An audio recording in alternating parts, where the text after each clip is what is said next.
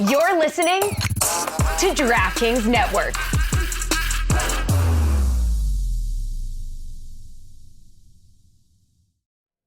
This is not an ad. I should say that to you again at the very top so you don't fast forward. Hello, it's Pablo. We are giving you a taste of share and tell today with Dan Le Batard and Mina, who is back.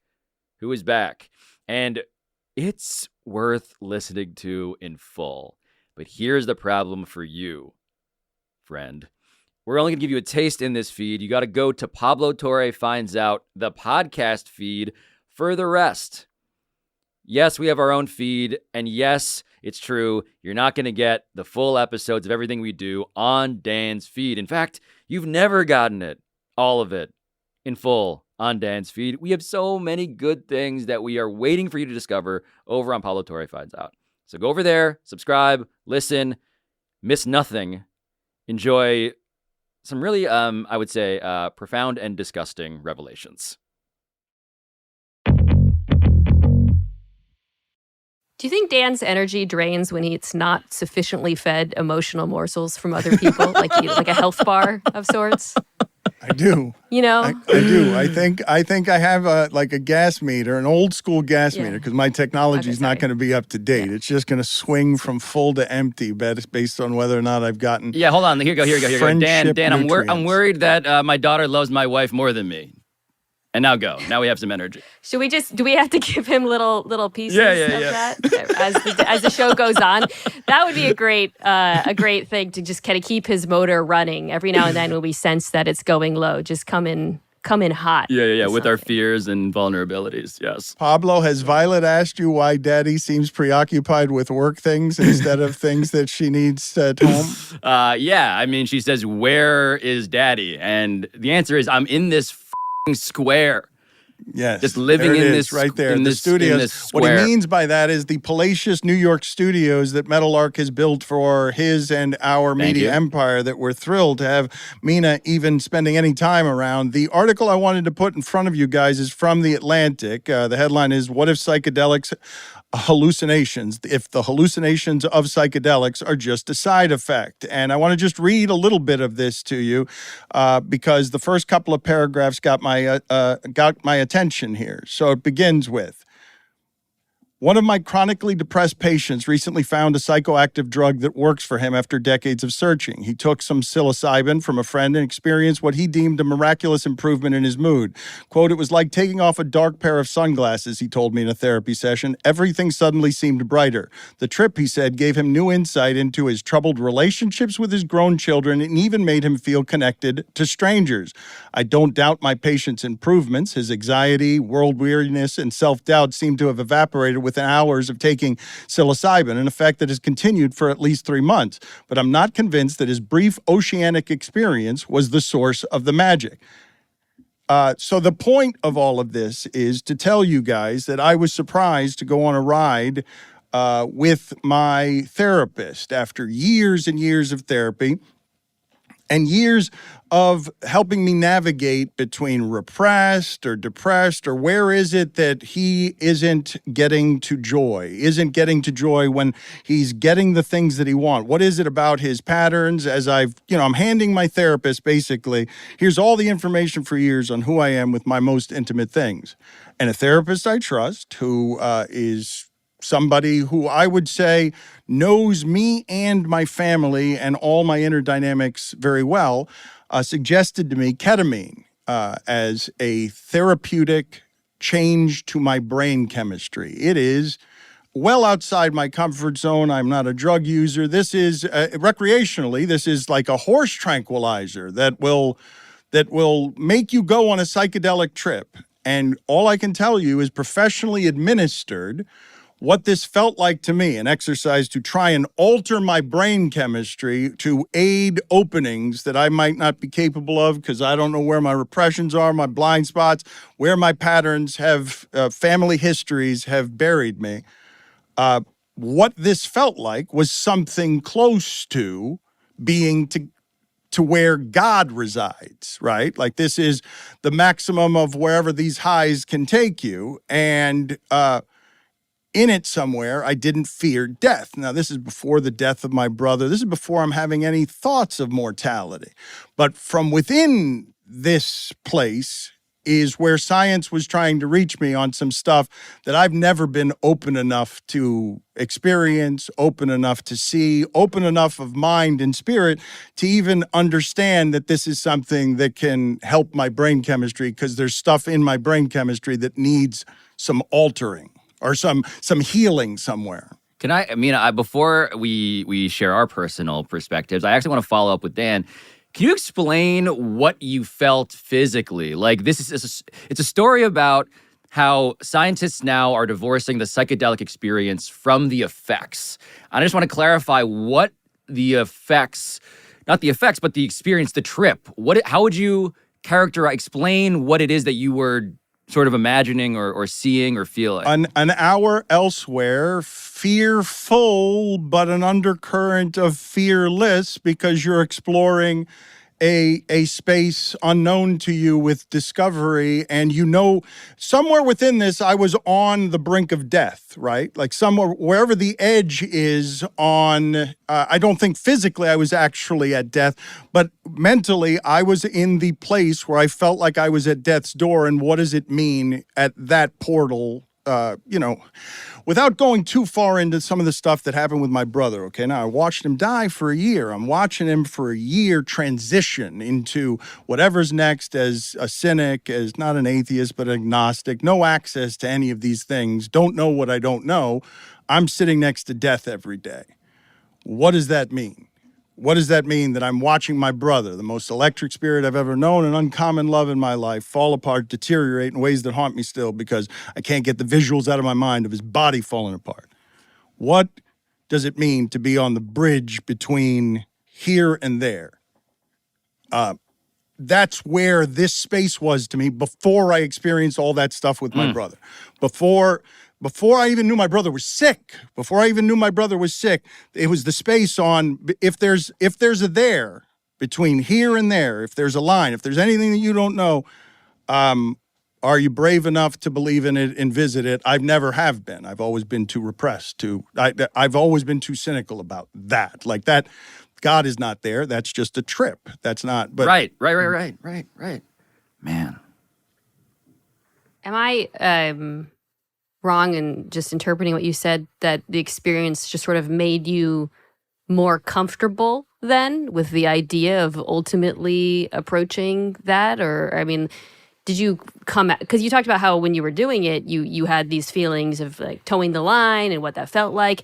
Afterwards, did it change the way you felt about it? I think that stuff is hard to stick, right? It's hard to leave whatever it is are the most profound spiritual experiences of your life. If you're somebody who intellectualizes everything and thinks too much and if your brain is a poison and you think you control things, like I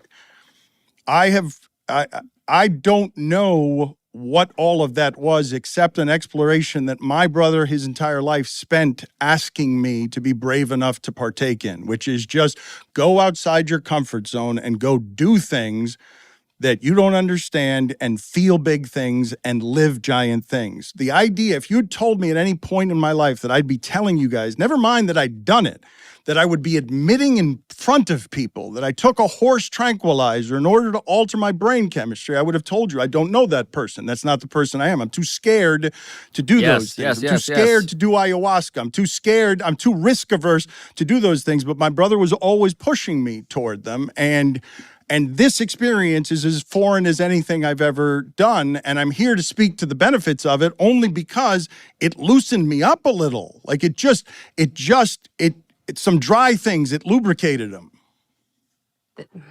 That's the question I have about all of this. I think it's the central question of a lot of these stories about the industry forming around it, about the recommendations on the part of the medical community is kind of something you just said, which is what's stuck, right?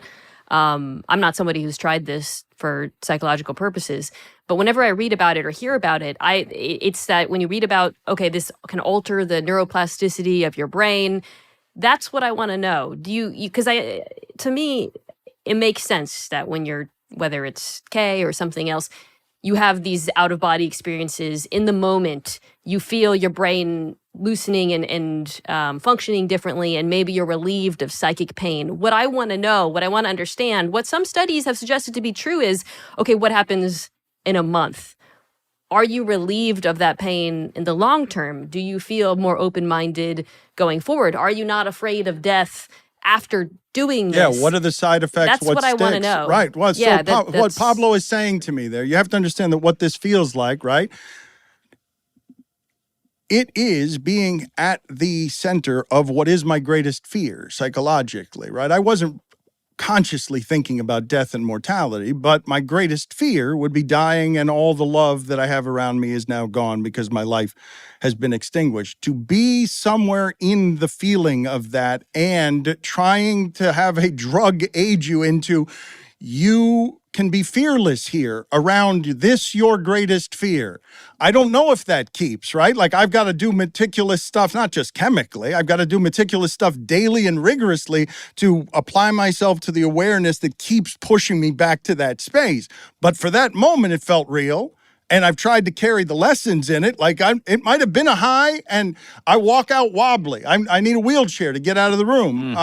But I'm trying to hold on to the lessons of it because as I told you, like if it's not spiritually meaningful, it's somewhere in the realm, like something, whatever it is that we're talking about here is something close to making me feel better about living than I did before doing it. Well, this experience, the dissociative state, the psychedelic trip, what this article is suggesting is that researchers are now finding that, for instance, ketamine is a focus of this piece.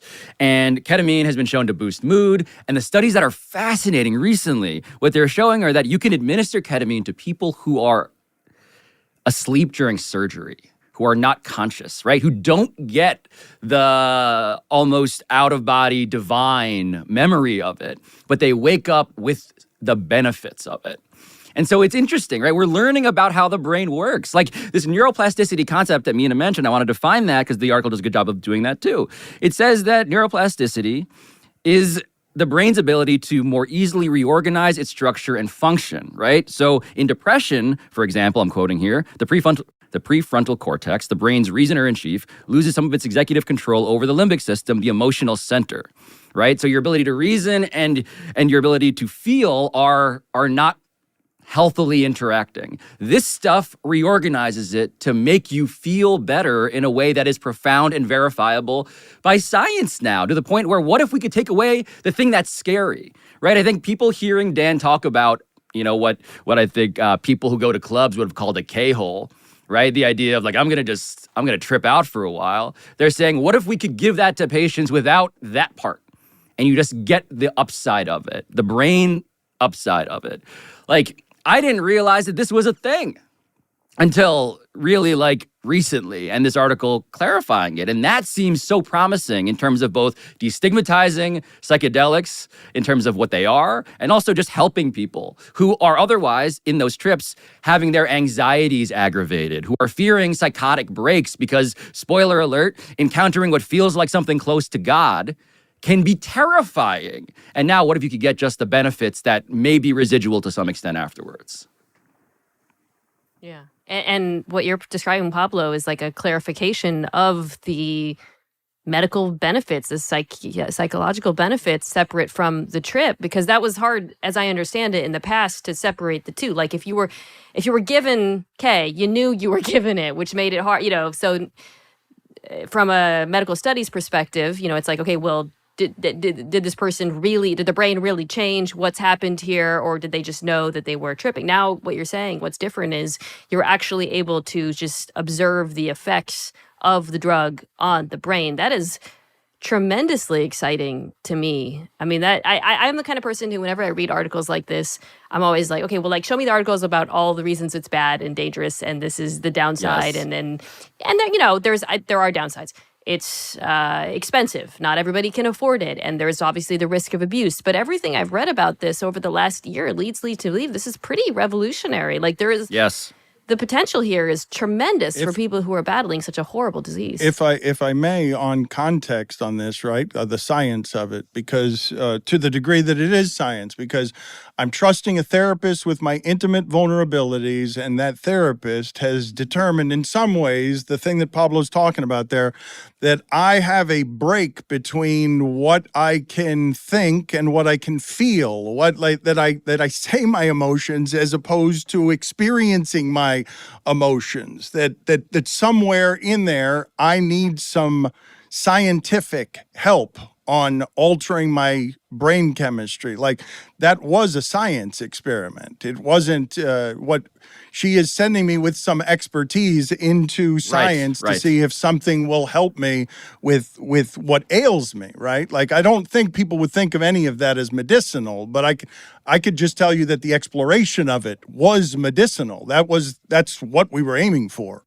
But I think that's the point now, is that we are seeing what felt like party drugs as medicinal, as affecting. And again, the article, Richard A. Friedman, the author, points out an estimated 23% of Americans suffer from mental illness in some form, right? So there is such a need for new solutions. Like, we've been trying the old things for so long, and now what if there's a way to calibrate it such that, you know, maybe the trip, and this is one of the takeaways from the article, maybe the trip as a concept becomes the thing you do for fun.